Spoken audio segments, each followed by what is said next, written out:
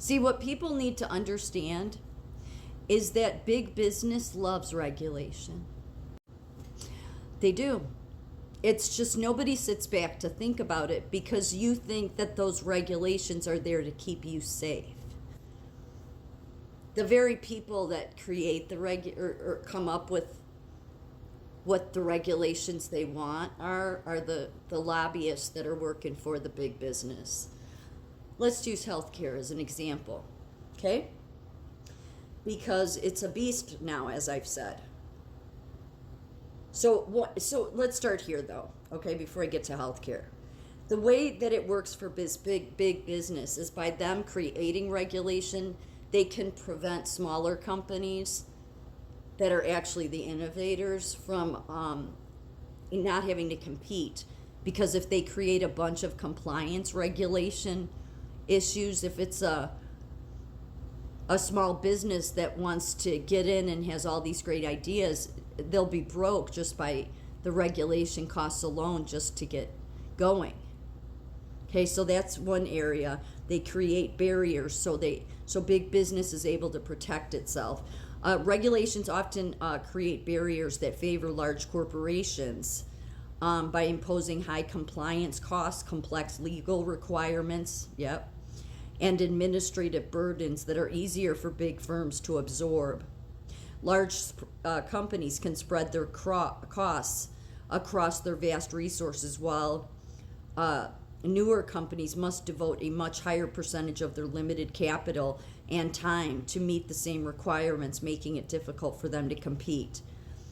Compliance divisions in large corporations can handle regulations efficiently, whereas startups may find these demands overwhelming and costly. Non-compete agreements and occupational licensing further restrict the ability of entrepreneurs to launch new ventures. I understand that tech and all their venture capitalists try to separate that from this. Don't use the venture capitalists there. Just think of a small business that has ethical, because those venture capitalists or startups, as they like to call themselves, have all gotten in bed with healthcare. So that's not a good example. So healthcare, I mean, they're not a good example. They love to say that they're startups, but the people that are funding them are from big corporations. Healthcare organizations have leveraged regulation to their advantage. But see, they've taken it so far now, and it's why they're a beast, is that it's unintentionally, and because they've monopolized, okay? Because when these companies never have to compete with anybody, and they get more and more power because it's their lobbyists going and telling Congress how to regulate them, then it keeps anybody else from coming in being able to compete against them. Then they, over time, just get more power and more control, and they get more sociopathic. It's why they're so sick. They're disgusting.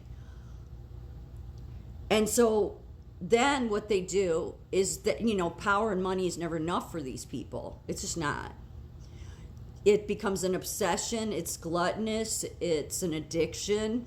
And so then they need more power and more money. And so they monopolize. And then they get in with like the Federal Trade Commission, like, here in Illinois, in Chicago, Northwestern was in with the Federal Trade Commission. A bunch of illegal mergers were done.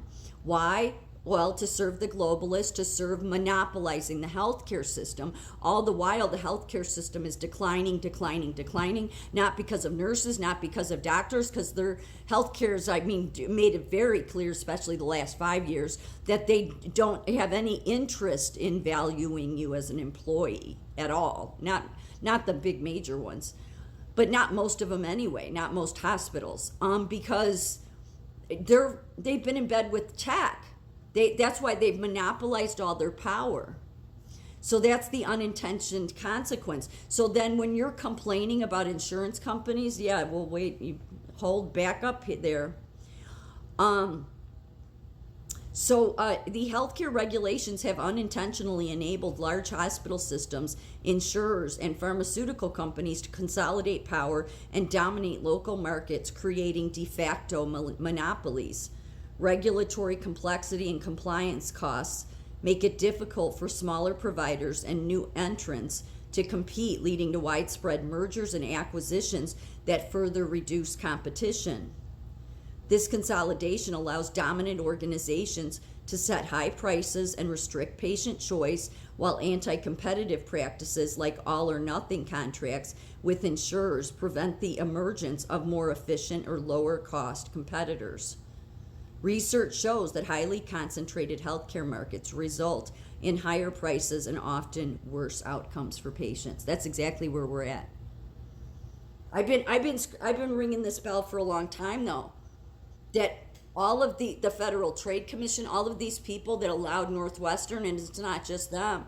You got UW there in Wisconsin. You got really the way they've all monopolized is in their areas. So whoever's really in the north area of Chicago just monopolizes all the way up to the border of Wisconsin on the north side of Illinois. That would be basically Northwestern.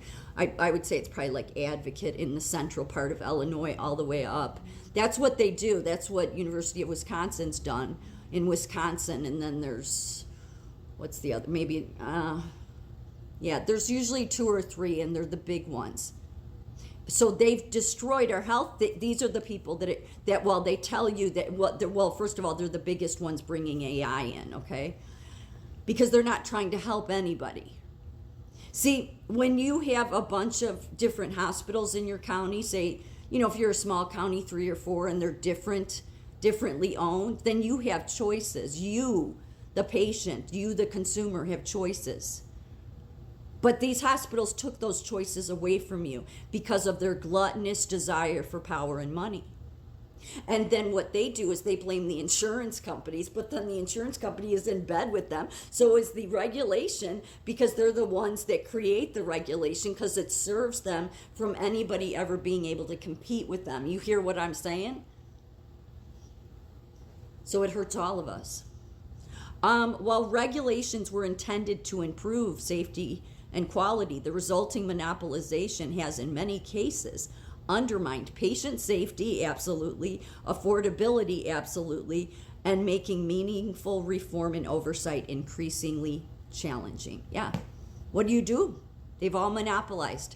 And they're I call them a beast because they don't really care about the government. So the only thing you can do at this point is just take the training wheels off, so that as many people can try to compete with them. Because if you do have people so you take away the regulations, because they're no longer serving you and I.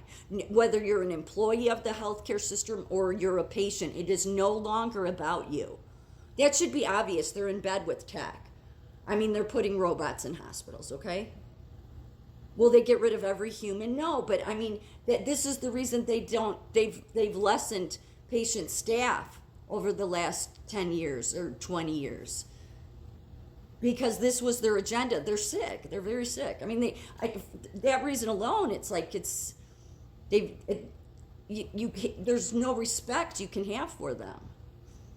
Northwestern could own every hospital in Illinois, and they may think that somehow gains them respect. No, it just shows that you're gluttonous. It shows that you haven't had good intentions. I know you haven't, but most of these monopolized healthcare systems don't.